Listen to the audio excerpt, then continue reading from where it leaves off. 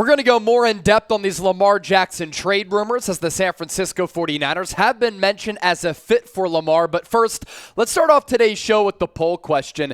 If you want the Niners to trade for Lamar, I want you to hit that thumbs up icon and like the video. If you don't think San Francisco should pull off a trade for Lamar, I want you to comment why. We talked about this briefly yesterday. You don't want to miss what we have coming up on today's show as we go fully in depth on the subject matter. Before we get started, though, today's show is presented by Roan. You can get 20% off site-wide if you head to roan.com/chatsports. I'm rocking their commuter shirt, and their commuter collection can really add a lot to your new wardrobe. Men's closets were due for a radical reinvention, and Roan stepped up to the challenge. Their commuter collection, the most comfortable, breathable, and flexible set of products known to man, and here's why. They help you get ready for any occasion with the commuter collection, which offers the world's most comfortable pants, dress shirts, quarter zips, polos, and the commuter shirt, which is what I'm rocking on today's show. You never have to worry about what to wear when you have their own commuter collection. Their comfortable four-way stretch fabric provides breathability and flexibility that leaves you free to enjoy whatever life throws your way, from your commute to work, hanging out doing shows at Chat Sports, or hitting the links for 18 holes of golf. It's time to feel confident, folks, without the hassle. And with Roan's wrinkle release technology, wrinkles disappear as you stretch and wear the products. It's an awesome feature. It's really that easy. With Gold Fusion anti-odor technology, you'll be smelling fresh for your significant other and around your coworkers, and clean all day on top of that. They're also 100% machine washable products so that you can ditch the dry cleaner altogether. So one more time, it's roan.com/chatsports, 20% off if you use the code chatsports at RHONE.com/chatsports. So many people out there are very confused about this non-exclusive franchise tag that the Ravens put on Lamar Jackson after they could not come to an agreement on a long-term contract extension. What does it all mean? This is why you tune into the show, because we simplify things for everybody. Lamar Jackson can now engage in contract talks with the other 31 teams across the National Football League. The Ravens, though, have the right to match the offer from that team that decides to potentially offer him a new contract, or if Lamar Jackson goes to a different organization, the Baltimore Ravens get back 2 first-round picks as compensation. There's also a difference in value between these non-exclusive tags and the franchise tags. For instance, if Lamar plays under the non-exclusive tag for the 2023 season, Baltimore will pay $32 million. If he were to play under the exclusive tag, he would have been paid around $45 million. The average for the top 5 highest paid quarterbacks in the NFL is how you get to that $45 million per year marker. Of course, the Baltimore Ravens have to tread lightly with this scenario, and these contract negotiations have gone back and forth. What's unique here is that Lamar Jackson does not have a big-time agent, like, let's say, a Drew Rosenhaus or a Scott Boras in Major League Baseball. He represents himself. And this is what Ravens general manager Eric DeCosta had to say about the current situation in Baltimore. There have been many instances across the league and here in Baltimore when a player has been designated with the franchise tag and then signed a long-term deal that same year. We will continue to negotiate in good faith with Lamar, and we are hopeful that we can strike a long-term deal that is fair to both Lamar and the Ravens. Our ultimate goal: to build a championship team with Lamar leading the way for many years to come. Now, of course, you're watching the San Francisco 49ers Report. I greatly appreciate all of you for making today's show a part of your day. And now we get to the moment of the show of how the Niners get tied into this situation. How do the San Francisco 49ers tie into the Lamar Jackson sweepstakes? Well, the 49ers have quarterback questions, and Lamar could be a lethal scheme fit with the weaponry on this roster and Kyle Shanahan as the head coach. But also, In years prior, the San Francisco 49ers have been very aggressive in trying to upgrade the quarterback position. Back in 2020, they checked in on Tom Brady. Over the last couple of years, because Kyle Shanahan coached Kirk Cousins while with the Washington Redskins at the time, they had interest in Kirk Cousins a couple of years ago. They've made calls about Aaron Rodgers. Shoot, last offseason, they poked around on Deshaun Watson. They mortgaged 3 first-round picks for Trey Lance. So why not at least call the Baltimore Ravens to see what the asking price is on Lamar Jackson? And it wouldn't surprise me at all if the 49ers at least do check in. Now, I'll tell you this. If a trade happens or if any other big moves happens throughout the offseason, we have you covered here on the San Francisco 49ers Report. Be smart, subscribe to the channel, get informed about the game of football. The San Francisco 49ers as an organization, but anytime they make a move or anytime there's a big rumor out there, we have you up to date, closing in on 80,000 subscribers, so subscribe today. We appreciate the support.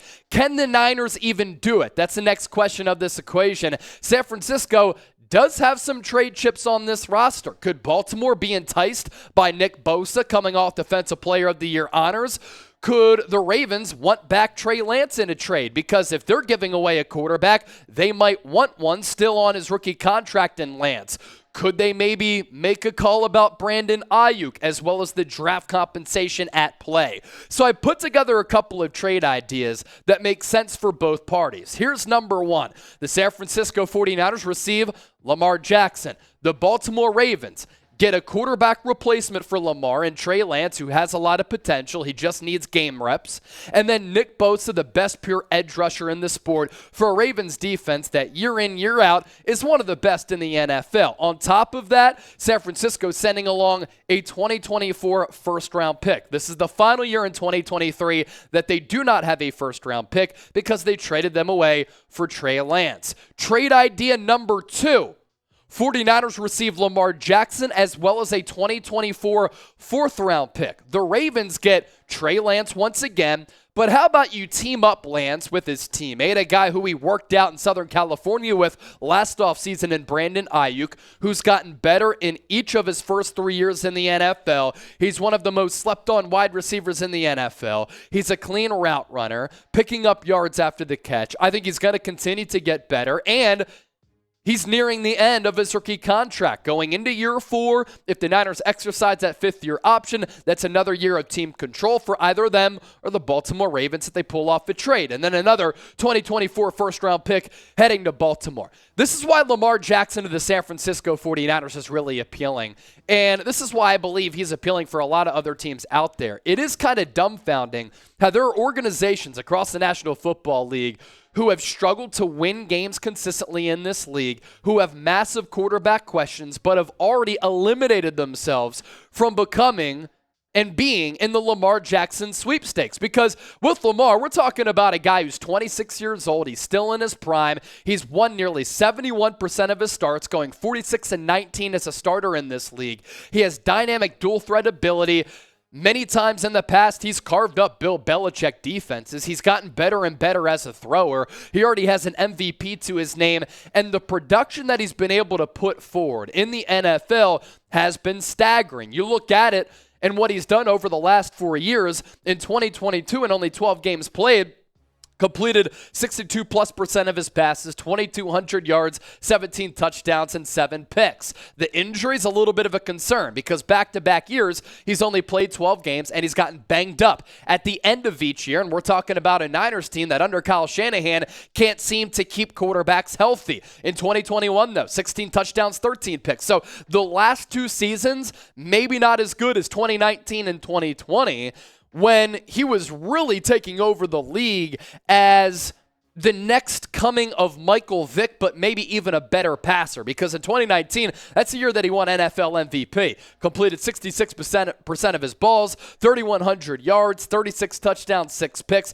The 36 tutties led the league, and that's not including some of the rushing touchdowns. And in 2020, he was also really good. But in trading for Lamar, or at least coming to the thought of it, you would hit pause for several reasons. What are those reasons? Are you comfortable with paying Lamar Jackson about $50 million per year? Are you also comfortable with trading away Nick Bosa? Folks, I don't know if I'd do it. I probably wouldn't. But to get a player to the likes and the caliber of Lamar, you're going to have to give up really good players, elite players, as well as draft compensation. So you may lose Bosa coming off Defensive Player of the Year honors. He's been banged up and injured. He's struggled in the playoffs. What is his ceiling as a passer? That's another big looming question when you evaluate his game. And currently for San Francisco, they have a loaded roster. And a reason why they have a loaded roster with a lot of really expensive players, they have 2 quarterbacks on their rookie contracts. As for Lamar being a fit for this Niners offense, does it even make sense? Well, let's turn to Bill Barnwell, because for me, I think Lamar makes some sense as a scheme fit to San Francisco. Does he make financial sense and roster sense? You can make the argument that the answer to that is no. But Bill Barnwell on Lamar to the Niners, when Coach Kyle Shanahan traded up to draft Trey Lance in the first round in 2021, he was picking a player capable of fitting into the league's most diverse set of playmakers. Every back and receiver that the 49ers use regularly on offense is capable of lining up anywhere before the snap and touching the ball as a rusher or a pass catcher afterward. It's an offense of hybrids. The 49ers are a dream for any quarterback given Shanahan's game-calling ability and the variety of playmakers available. Jackson would slide right into the offense. Lance was running before his injury. This would be an easy yes to the scheme question. It is certainly interesting about the Niners' ties to Lamar. Like Bill Barnwell, who is an NFL expert, put together a list of teams that make sense for Lamar, and the Niners were on there. A lot of former Niners, like Dante Whitner, he was saying, San Francisco, you got to trade for Lamar Jackson.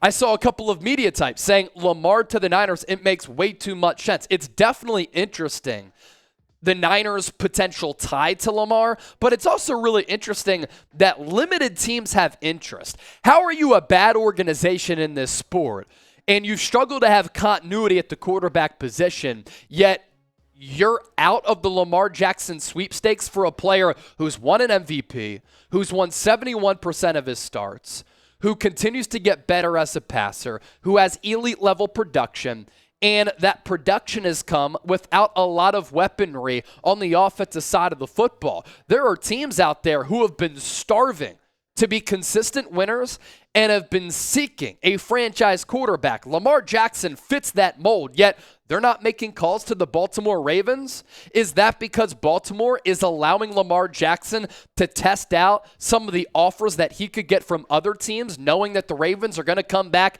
and match it, or at least come to an agreement of what his market value is? Potentially. Obviously, for the Niners, this is fascinating to talk about. It's fascinating to think about, but I doubt it happens because I don't think the Niners are going to be comfortable with paying Lamar Jackson $50 million per year. And to get a deal done, you're probably going to have to give up a Nick Bosa and Trey Lance and or Brandon Aiyuk in addition to a first-round pick. And shoot, you might have to give up 2 first-round picks in order to bring in Lamar. And on top of that, he's had some of the injury concerns over the last couple of years, and his playing style makes him prone to getting injured in the future. And if your investment is to Lamar of $50 million and he's not available, that could be a catastrophic blow to your organization. So before we hop on out of here, a lot of people like to hop on the sticks and play a little Madden. Rate Lamar Jackson as a player on a scale of 1 to 100 for me. Let me know. Also, feel free to interact with me on Twitter and Instagram. I'm on there, both platforms, at Chase_Senior. You want to talk life. You want to talk Niners. You want to talk NFL. Shoot, whatever. I cover the NBA and college football here as well. I'm a man of many trades, so I look forward to hearing from you. And as always, appreciate all of you for tuning into the show.